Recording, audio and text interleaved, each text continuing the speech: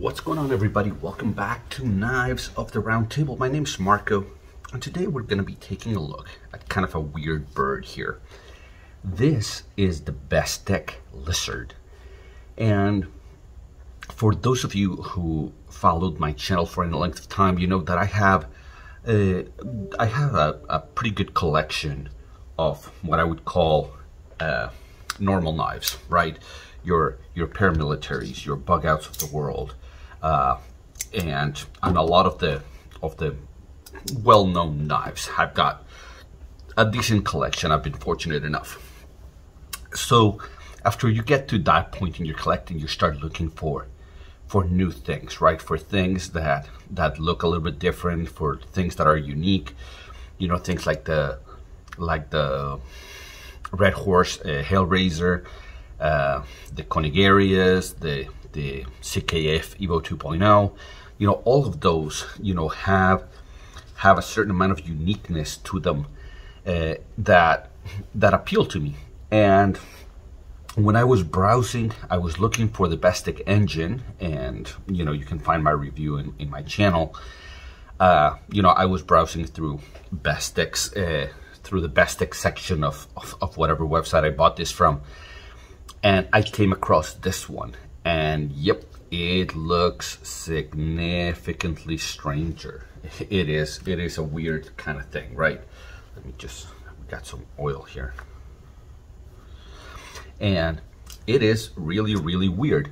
So, and it wasn't expensive. This is about around $50, and there's probably 8 or 10 variants of this. Some of them with a satin blade, some of them with you know, black and orange and all kinds of colors of G10. There's a lot of combinations, so you can find whichever one you want.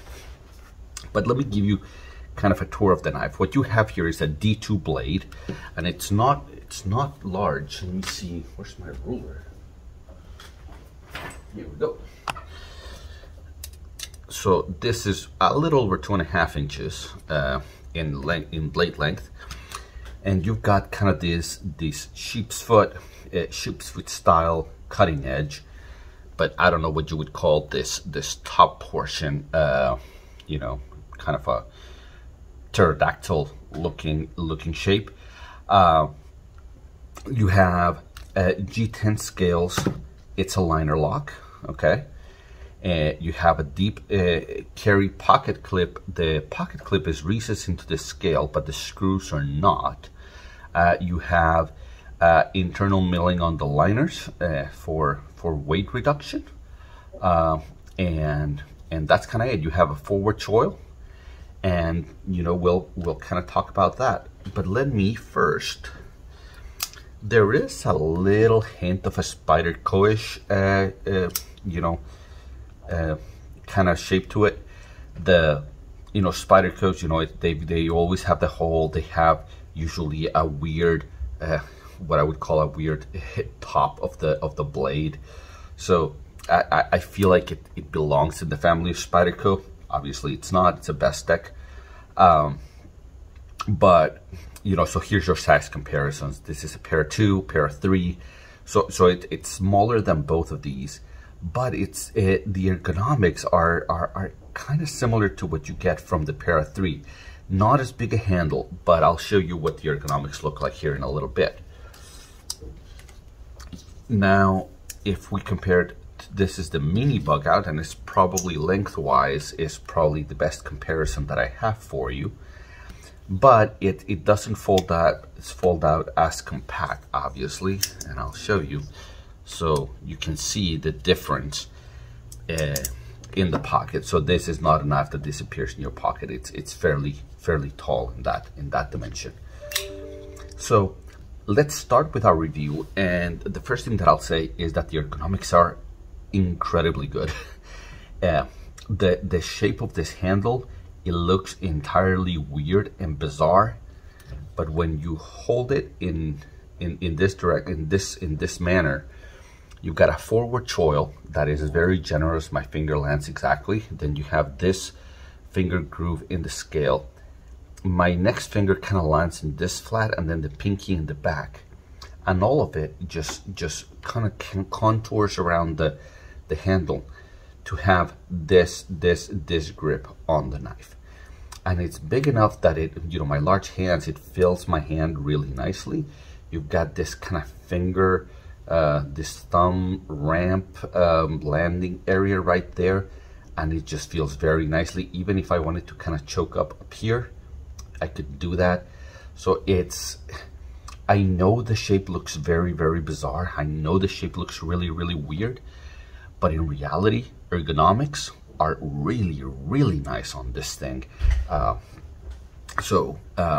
definitely think it's, you know, it feels as good in the hand as what you get from like a pair 2, maybe even more, because it's taller. So if you have larger hands, the Bestech Lizard is gonna fill your hand even a little bit better than the paramilitaries. So it feels really, really nice in the hand. Now, action, it's breaking in a little bit. It wasn't all that nice, especially in deployment. The detent was a little strong, and I kept slipping off of the flipper tab.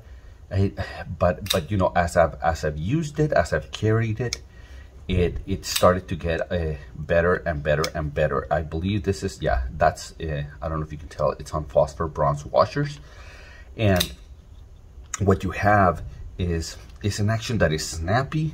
You don't have the, you know, the drop shutty. It feels just a tad bit gritty. So it doesn't feel like a premium action, okay? It doesn't feel smooth. It fires reliably. I think it fires really nicely. It kind of requires you to close the blade. It's not a drop shot blade. I mean, you can kind of force it down, I guess, if you really need to. But in reality, I think that the action is, it's okay. It'll do what it's supposed to.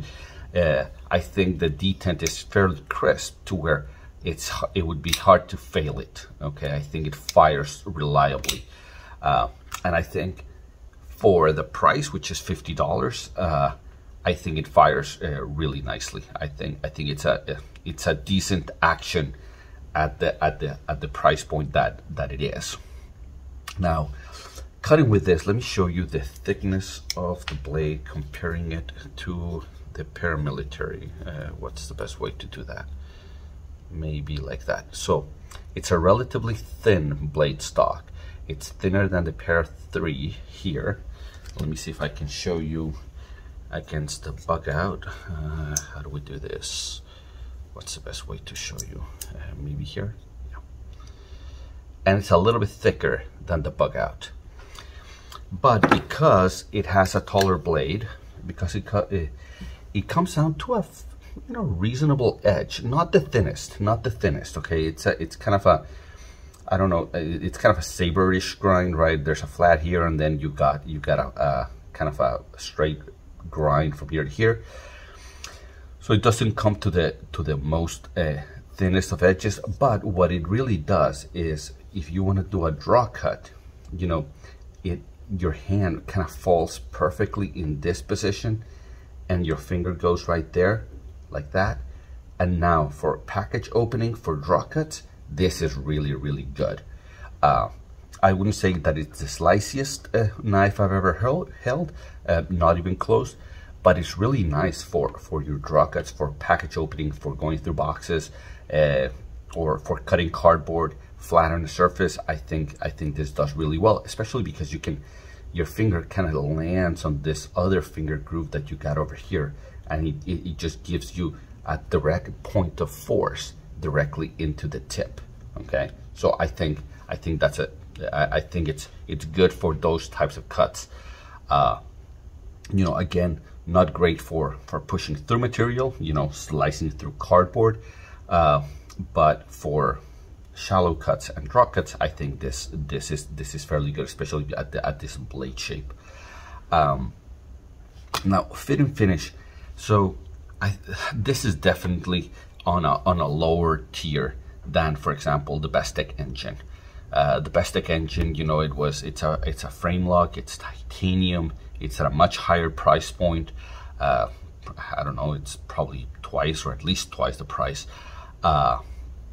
So it's not really a fair comparison. They're made by the same company, but because Bestech is OEM for a bunch of different brands, they can basically do whatever knife they choose to do, right? If they want to do a knife that is at a lower price point, that doesn't have as much attention to detail and as much precision, then they can do that at $50. Or they can go and do crazy anodizing, high-end bearings, those kinds of things, like what you have with the Bestech engine. So I think definitely this is, you know, the fit and finish on this is okay. It's decent. You know, you do have a centered lock bar. You have a little bit of texturing on the G10 to where it's not slippery. But there are things like they didn't recess the screws. It's not as precise going from the scale to the liner. Those kinds of things. It's okay. Okay, it's decent, and I would say it's really good at this price point.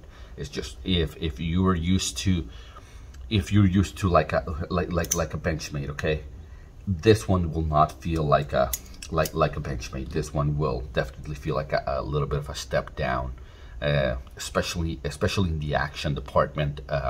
I will say that, you know, it doesn't feel like it's gonna be a fidgety knife. I definitely think it's gonna be a utilitarian knife, even if it looks weird.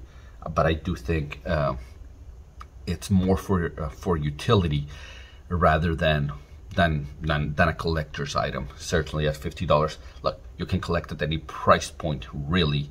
But I do think that at this fit and finish, there's other better options. You know, some of the CBBs, for instance.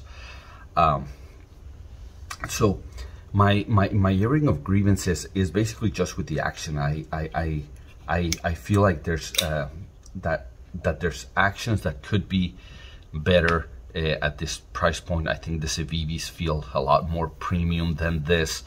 And the engine certainly feels a little bit better than this. So Bestech can definitely do it. They just didn't do it here. Okay, and you know, the look of it, it's definitely different. I don't think it's gonna stick around in my collection. It is just a little bit too weird to carry. Whenever you deploy it, you're really, I mean, definitely you're not deploying just the blade, right? You're not deploying just the blade. You're deploying, you know, the dragon head or whatever, you know, it's called a lizard, but it definitely draws attention. So it's a bit much for what I carry. Okay, but this is the type of knife that I get when I try to step outside the box. You know, I'm an engineer and I like to stay within my box for the most part, but sometimes I want to push myself out, and I get something like this, and then I realize, yeah, there's a reason I don't go for things like this. It's a little bit too exotic for me. It's a decent value, I would say that, and it cuts well, and it's decently made, and I would say for $50, it's definitely worth getting. But it's just not gonna stick around in my collection. It's just a little bit too bizarre for me. Well, guys, hopefully this was helpful to you. And if it was, then like and subscribe. And until I see you at the next one, take care.